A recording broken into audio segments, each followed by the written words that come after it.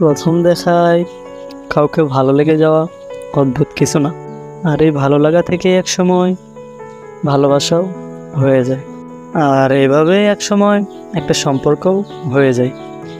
আবার সে সম্পর্ক একসময় বিচ্ছেদও হয়ে যায়।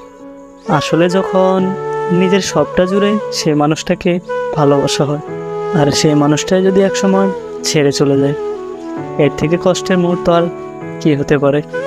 আমি সেই মানুষটার প্রতি বড্ডই আসক্ত, আর সেই মানুষটা আমার প্রতি অনেক বিরক্ত।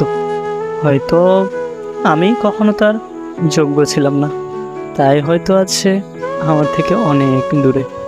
আসলে আমি বুঝলাম, পৃথিবীতে কাউকে জোর করে আটকে রাখা যায় না। আমি বুঝলাম, কাউকে জোর করে পাওয়া হয় না। এত কিছুর পরেও যে মানুষটা ছেড়ে চলে যায়, সে কখনো ভালোবাসতে পারে না। আর যে ভালোবাসে, সে কখনো ছেড়ে যায় না।